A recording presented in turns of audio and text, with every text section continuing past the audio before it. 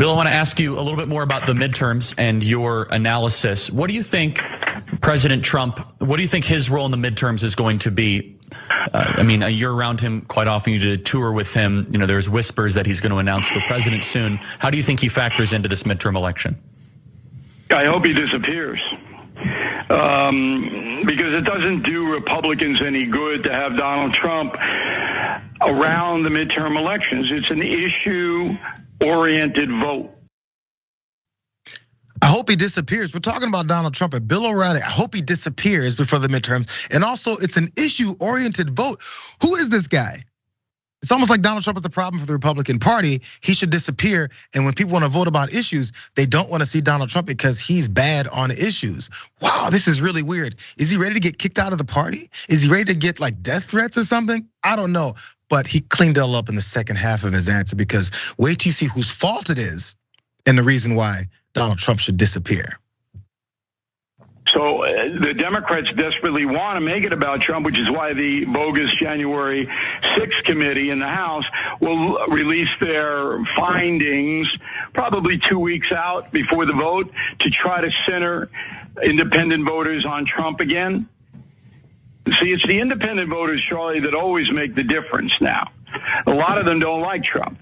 And the more Trump is in the news cycle, the less the Biden administration Democratic Party's failures are focused. And of course, the media will pick up any Trump stuff because the media is actively allied now with the Democratic Party. So if I were Trump, I'd, go down to Honduras or something and take a couple of weeks, get out of the cycle.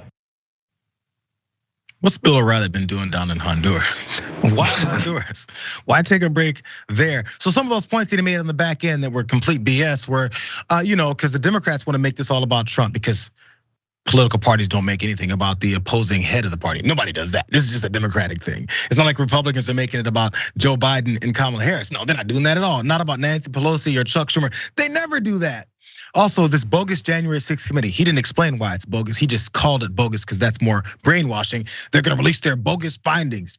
More of the BS. More, he said a lot of independent voters don't like Trump. Why don't they like Trump, Bill?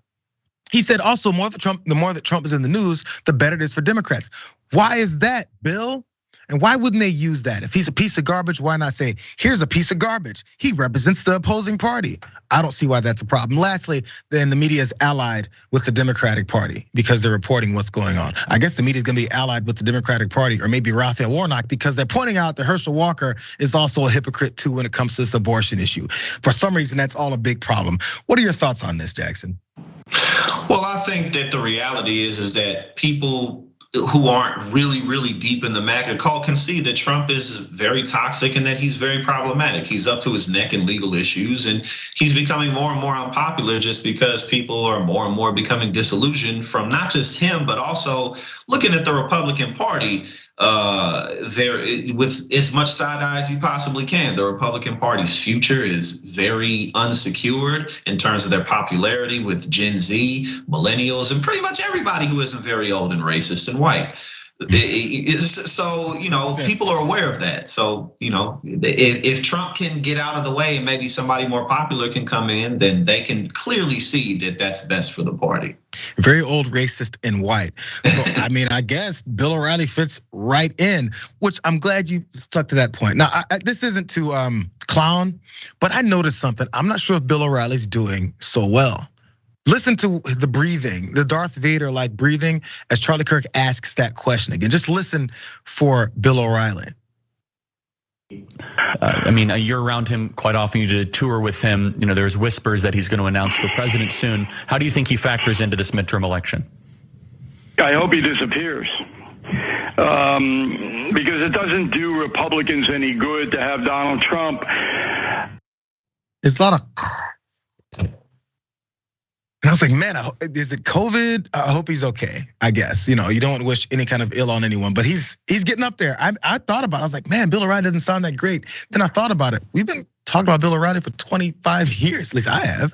How old is he, like mid-70s or something? My man's gotta be near 80 by now. Yeah, I'm thinking he's gotta be pushing 80. I've never seen young Bill O'Reilly. So this has been 20 years and it's only 20 years older. So We'll see if there's any, maybe he's just getting over a cold, but it's just something I noticed. Sorry to end it that way.